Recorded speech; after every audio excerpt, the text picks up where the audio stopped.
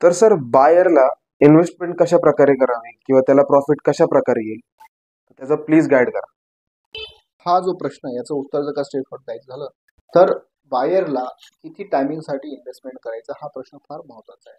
की आता लगेच प्रॉपर्टी घेतली लगेच विकली तर फारसं त्याला बेनिफिट होऊ शकत नाही, परंतु जर त्याला त्याच्याकडे 5 वर्ष किंवा पुढचे 10 वर्ष त्याला होल्ड करत असेल त्याचे पैसे टाकल्यानंतर तर नक्कीच त्याला बेनिफिट होऊ शकतो. आणि महत्वाचं म्हणजे किती अमाऊंट त्याच्याकडे आहे त्याला जी इन्व्हेस्टमेंट करायची आहे. जर जास्त अमाऊंट असेल तर मी सजेशन देईल की तुम्ही कमर्शियल प्रॉपर्टीकडे जा, ज्या ठिकाणी डेव्हलपमेंट चालू आहे किंवा ज्या ठिकाणी फ्युचरमध्ये हा जो एरिया आहे त्या एरियाला डेव्हलपमेंट होऊ शकतं. अशा एरियामध्ये जर कमर्शियल प्रॉपर्टी घेतली त्याला रेंटल इन्कम लॉंग लास्टिंग मिळू शकतं. सेकंड म्हणजे जर त्याला ते प्रॉपर्टी विकली तर त्याला त्याचा प्रॉफिट होऊ शकतो.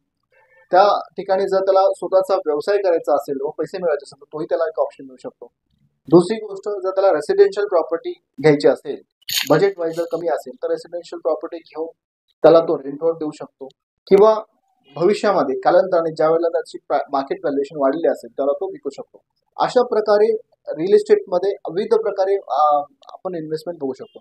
किंवा एखाद्या व्यक्तीकडे प्लॉट्स विकत घेण्यासाठी तो इंटरेस्ट असेल तर आउटसाईडला तो प्लॉट घेऊन त्याचं होल्डिंग कॅपॅसिटी असेल तर तो एक 5 वर्ष 10 वर्ष त्या प्लॉटला तो होल्ड करू शकत असेल तर प्लॉटमध्ये इन्व्हेस्टमेंट हे खूप चांगलं राहू शकतं. किंवा प्लॉट घेऊन त्याला डेव्हलपमेंट करण्यासाठी देण्याची जर का त्याला त्याच्यामध्ये त्याची कॅपॅसिटी असेल तर त्या प्रकारचा प्लॉट तो घेऊन त्याचा यूज करू शकतो. अशा विविध प्रकारे रिअल इस्टेटमध्ये आजच्या डेटला बायर हा प्रॉफिट मिळू शकतो.